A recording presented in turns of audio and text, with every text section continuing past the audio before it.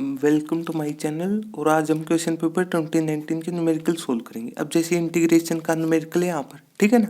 तो जैसे सबसे पहले इसको इंटीग्रेशन मान लिया, इसका इंटीग्रेशन करना है, ठीक है। अब यहाँ पर आपको ये चीज़ डायरेक्ट दिखेगी, मतलब इंटीग्रेशन की जो मेन बात होती है सिर्फ 2 पॉइंट है।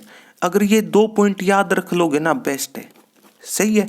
तो पहला पॉइंट तो क्या, ये तो है मोस्ट कॉमन कि कौन किसका डिफ्रेंसिएशन है, सही है। मतलब मैक्सिमम न्यूमेरिकल इस बात से सोल्व हो जाते हैं आपके कि कौन किसका डिफ्रेंसिएशन है। और इसके बाद एक ये सेकंड पॉइंट याद कर लो कि मतलब जब भी मतलब कोई फंक्शन होता है ना, डिवाइड वाला आपको तंग करेगा, डिवाइड को या फिर मतलब डिनोमिनेटर वाला, एक ही बात है, ठीक है ना। सिर्फ ये 2 चीजें याद रख लो, काम चलता रहेगा, सही है। और जब भी मतलब इसी बात की वजह से पुट भी केवल नीचे वाला होता है, ताकि ऊपर वाला मतलब जैसे जेड पुट कर लिया तो डी जेड बन जाए, सही है। मतलब जब भी इंटीग्रेशन होता मतलब इनटू में लिखा जाता फंक्शन के, ये थोड़ी ना आप डिवाइड में लिख दोगे, ये थोड़ी ना लॉजिक हुआ। तो इसलिए नीचे वाला पुट होता है। ये छोटी छोटी बातें पता होनी चाहिए, सही है। बस ये कैलकुलेशन है। अब मतलब तंग कौन कर रहा है यहाँ पर, हो सकता कोई मल्टीप्लाई करे, उसका कोई फायदा नहीं, मतलब यहाँ पर नीचे, ठीक है। तो बस क्या करो, डायरेक्ट ही, ठीक है ना, पुट कर दो। तंग कौन कर रहा है, कांस्टेंट कभी तंग नहीं करते। इस बात में भी एक कमी है कि कांस्टेंट तंग नहीं करते आपको, तंग करेंगे फंक्शन।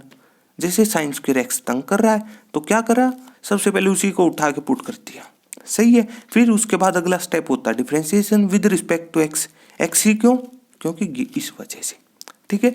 बस इसके बाद फॉर्मूला, सबसे पहले साइन स्क्वायर एक्स का सबसे पहले पावर रूल अप्लाई होगा कि पावर आगे पावर में से एक कम, सही है। फिर अंदर वाले का साइन एक्स का डिफरेंशिएशन कोस एक्स होता है। फिर एक्स का भी होगा, इंटू 1 लिखा ना लिखा एक बात है, सही है। फिर राइट हैंड साइड का, तो राइट हैंड साइड का जेड का डी जेड और डिवाइड वाला डी एक्स यहाँ पर चला जाता है, सही है। और इसके बाद जैसे साइन 2x का भी यही फॉर्मूला होता है, वो हमने पहले पुट कर लिया था, सही है। मतलब ऊपर वाला सारा डी जेड में बदल गया, काम चल गया, सही है। हो सकता है यहाँ पर मतलब जो बेसिक न्यूमेरिकल है वो तो सारे के सारे इस तरीके से नजर आने लगते हैं, मतलब ऊपर वाला सारा का सारा डी जेड बन जाता है जो बेसिक न्यूमेरिकल है। कोई स्पेशल हो उसमें थोड़ा और सिंप्लीफाई करना पड़ता है, बस इससे ज़्यादा नहीं होगा। ये 2 चीज़ें याद रख लो, काम चल जाएगा आपका, ठीक है। और उसके बाद बेसिक फॉर्मूले में हम कुछ नहीं कर सकते, ठीक है ना। मतलब ये साइन एक्स का डिफरेंशिएशन को सकते हो, ये छोटी छोटी बातें, ठीक है। तो इस तरीके से बस इसके बाद ये कैलकुलेशन है आपके लिए, सही है। तो अपनी अपनी चॉइस है, हो सकता है कोई इसको पार्शियल फ्रैक्शन से अप्लाई करना चाहते हो, तब भी आपकी बात सही है। हो सकता है किसी को ये पार्शियल फ्रैक्शन ना होता हो, या फिर कहो कि अच्छा नहीं लगता, ठीक है ना। तो क्या करो, अंदर मल्टीप्लाई कर दो, तो जैसे जेड की यहाँ पर एक बार जेड स्क्वायर हो जाएगा, ठीक है ना। एक बार 3z + z तो 4z कैलकुलेशन है, ये मिल जाएगा आपको, सही है। इसका इंटीग्रेशन, फिर ये क्या कौन सी टाइप नजर आ रही है आपको, डिवाइड में क्या है, प्योर, लेकिन प्योर नहीं, सिंपल क्वाड्रेटिक। सिंपल क्यों, ये टर्म भी है बीच वाली, इस वजह से, सही है। और इसका तरीका क्या था, इस टाइप की सोल्व करने के लिए टाइप थी, वो आप समरी ऑफ इंटीग्रेशन जो वहां पर चेक कर सकते हो, ठीक है ना। मतलब सबसे आसान तरीका मिल जाएगा आपको, सही है। तो बस इसको सबसे पहले मतलब क्वाड्रेटिक को चेंज करके प्योर क्वाड्रेटिक बनाना होता है, मेन बात ये है। मतलब बीच वाली टर्म खत्म करनी होती है, ठीक है। तो बस किस तरीके खत्म होती है कि जो इसका कोफिशिएंट है उसका आधा करो, 4 का आधा 2, और 2 का, ठीक है ना, का होल स्क्वायर, मतलब 4 को मतलब उसका हाफ किया, फिर उसका होल स्क्वायर कर दिया, और उसको प्लस भी करना होता, माइनस भी। बस इसके बाद फॉर्मूला ढूंढना अपनी कि कौन काम का फैक्टर है, सही है। उसके बाद सोल्व कर सकते हो, मतलब फिर प्योर क्वाड्रेटिक का फॉर्मूला अप्लाई हो जाएगा। जैसे डिवाइड वाली तो 7 फॉर्मूले थे, अब देखो इस तरीके से आगे सोल्व कर सकते हो। आगे मतलब इससे सोल्व करना आपने, ठीक है ना। मतलब ना आता हो तो आप इंटीग्रेशन की जो प्लेलिस्ट है चेक कर लेना, इस टाइप में मिल जाएगा आपको, ठीक है। तो इस तरीके मतलब डिवाइड में क्वाड्रेटिक, तो इस तरीके से, सही है। या फिर अगर पार्शियल फ्रैक्शन आता तो पुट कर दो, पूरे को पुट कर दिया, ठीक है ना। ये लीनियर फैक्टर है तो इसलिए ऊपर कांस्टेंट मतलब एक कम, ठीक है ना। जैसे लीनियर में सिंपल सी बात, मान लो क्वाड्रेटिक होता तो क्वाड्रेटिक का मतलब जैसे यहीं पर जेड स्क्वायर होता है समझने के हिसाब से थोड़ी देर के लिए, तो बस यहाँ पर bx + c मानना पड़ता, मतलब एक कम। क्वाड्रेटिक से एक कम मतलब लीनियर में से एक कम कांस्टेंट, मतलब एक पावर कम। क्वाड्रेटिक तो पावर 2, ठीक है ना, लीनियर पावर 1 और कांस्टेंट पावर 0 लिख सकते हो। अगर एक्स के वेरिएबल के हिसाब से समझ रहे, कोई भी हो, जैसे जेड के हिसाब से बात कर सकते हो, डिपेंड करता है, मतलब चॉइस बना लिया करो, सही है। और ये कैलकुलेशन है, तो मतलब एलसीएम ले लिया करो, कैंसिल कर दिए, मेन है कि ए बी की वैल्यू निकाल ली, पुट कर दी इस रिजल्ट में, सही है।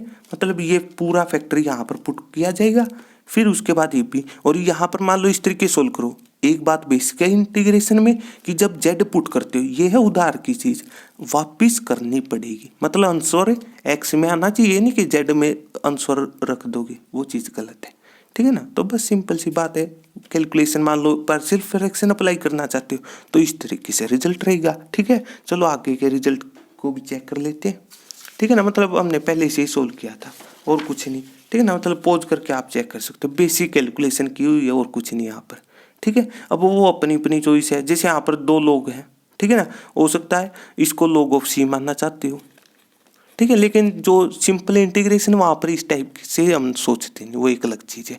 ये इस टाइप की प्रॉब्लम हम केवल जो आपके पास डिफरेंशियल इक्वेशन का चैप्टर है केवल वहाँ पर बात करते हैं, ठीक है ना।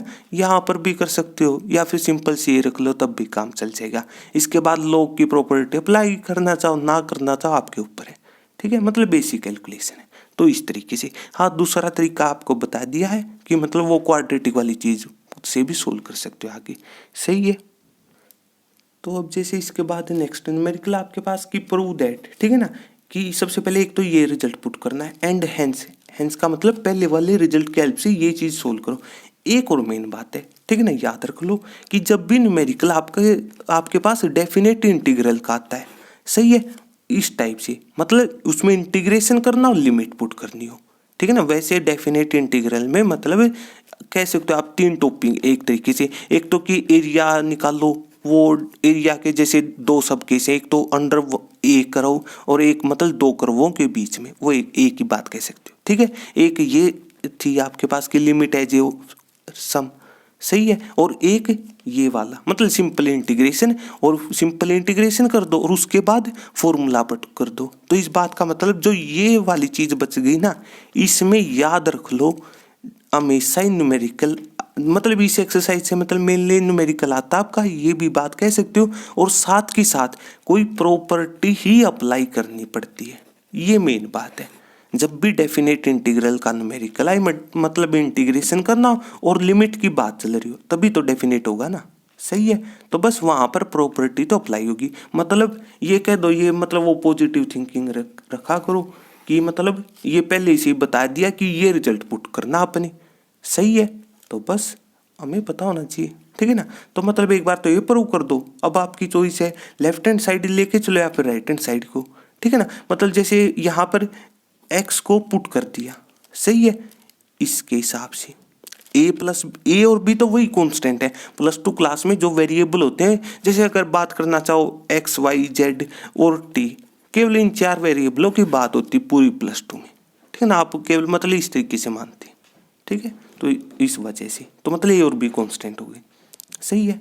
तो बस यहाँ पर मतलब उसी के हिसाब से अगर कोई राइट हैंड साइड से सोल्व करना चाहता तो इसको पुट कर देना किसी नए में, मतलब पुट कर देना राइट हैंड साइड, मतलब ए प्लस बी माइनस एक्स को नए में, मतलब चलो जेड मान लिया, आगे सोल्व कर सकते हो अपनी अपनी चॉइस है, सही है। तो मतलब इस तरीके से, और फिर उसके बाद अपनी चॉइस है, मतलब एक तो तरीका ये भी कि पुट करने के बाद वही मतलब जेड में पुट कर दिया, जेड की टर्म में, मतलब उधार ली हुई चीज़ें वापस करनी पड़ेगी। या फिर उससे बचने के लिए डेफिनेट इंटीग्रल में एक तरीका होता है, क्या करो वहीं पर लिमिट निकालो नई, मतलब जेड की, सही है, पुट कर दी, ठीक है। या फिर अपना मतलब वापस एक्स, मतलब जैसे एक्स में आओ फिर लिमिट पुट करो, बात एक ही है, ठीक है ना। तो इस तरीके से तो बस उसके बाद प्रॉपर्टी अप्लाई होती है इस टाइप के न्यूमेरिकल में, ठीक है ना। मतलब ये वाली कि जब लिमिट चेंज करनी हो, मतलब अपर को लोअर बनाना, लोअर को मतलब अपर, ठीक है ना। तो एक माइनस साइन आता, एक यहाँ पर था तो माइनस माइनस प्लस कैलकुलेशन लिखना चाहो लिख सकते हो, वो वाली प्रॉपर्टी अपनी अपनी चॉइस है, ठीक है। तो मतलब जैसे इसकी लिमिट मान लो ए से बी है, ठीक है ना, तो यहाँ पर माइनस साइन आ जाएगा, सारी फंक्शन एज इट इज है। जब लिमिट चेंज करनी हो लिखना चाहो अच्छी बात है, तो इस तरीके से सही है। बस इसके बाद मतलब इसको कैलकुलेट करना था अपने, सही है ना। तो मतलब x में x की जगह चेंज होगा, मतलब दोनों का सम और माइनस वही जिसके रिस्पेक्ट में आपने इंटीग्रेशन निकालना है, मतलब π/3 प्लस π/6 माइनस जिसके रिस्पेक्ट में मतलब x, मतलब राइट हैंड, मतलब इस फंक्शन में जहां पर भी x नजर आए वहीं पर पुट होगा ये वाला रिजल्ट। यहाँ पर जैसे इस पूरे में केवल एक जगह x नजर आ रहा है, dx में तो ये x नजर आ रहा होगा ना आपको, ये बेसिक है। सही है। तो इस तरीके से बस उसके बाद भी कैलकुलेशन अपनी अपनी चॉइस हो सकता है, कोई इसको साइन की टर्म में लाना चाहता है यहाँ पर, नहीं तो आगे ले आओ। ठीक है ना, मतलब जब टेंजेंट मतलब जो ट्रिग्नोमेट्री आपका कोई भी रेशो जैसे 6 है तो आसान तरीका है कि साइन और कोस में ले आओ।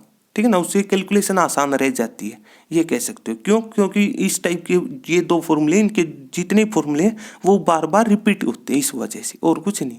ठीक है ना, तो बस उसके बाद कैलकुलेशन है। ठीक है, यहाँ पर कैलकुलेट कर दिया। ठीक है, ये चीज़ अप्लाई कर ली कि मतलब अब इस टाइप में मतलब ये चीज़ कहाँ से लिख दी, तो उसके लिए आप जो इनवर्स ट्रिग्नोमेट्री वो समझ लो, मतलब इस टाइप को मतलब रिजोल्व कैसे करते हैं वो आपको समझ में आ जाएगी अगर इस चीज़ का ना पता हो तो। ठीक है, बस उसके बाद मतलब दोनों का ऐड करना होता है 1 और 2 को। सही है, तो आई लेफ्ट हैंड साइड में i + i 2i कैलकुलेशन है यहाँ पर। सही है, तो मतलब हो सकता है यहाँ पर इन का एलसीएम लेना चाहते हैं या फिर पहले दोनों को साइन और कोस में ले आओ तब भी बात सही है। तो आगे कैलकुलेशन कुछ इस तरीके से रहेगी। ठीक है ना, तो मतलब चेक कर सकते हो आप यहाँ पर इस तरीके सोल्व कर सकते हो, मतलब साइन और कोस में लिया है, जो भी एलसीएम है जिस भी तरीके से कैलकुलेट कर लिया। ठीक है, यहाँ पर सिंपल फंक्शन है 1 का विद रिस्पेक्ट टू एक्स, तो मतलब एक्स हो जाएगा। ठीक है ना, या फिर कोई ये चीज़ कॉन्स्टेंट इनटू जिसके रिस्पेक्ट में इंटीग्रेशन करना आपने। सही है, फिर उसके बाद लिमिट पुट कर दो। ठीक है, तो लिमिट पुट कर दी, मतलब सारे फंक्शन में अपर लिमिट माइनस ये फॉर्मूले वाला होता है, फिर सारे में लोअर कैलकुलेशन है, रिजल्ट मिल जाए।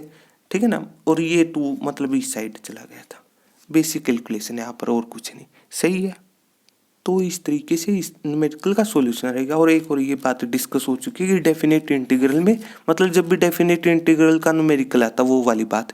ठीक है ना, मतलब उसमें प्रॉपर्टी तो अप्लाई होगी होगी, याद रख लो, फायदा रहेगा आपके लिए। तो इस तरीके से कैलकुलेशन रहेगी, इसी तरीके से आगे वाले न्यूमेरिकल सोल्व कर लेंगे। सही है, तो अगर आपको मेरी वीडियो अच्छी लगी तो इसको लाइक कीजिए और मेरे चैनल को सब्सक्राइब कीजिए। तब तक के लिए थैंक यू।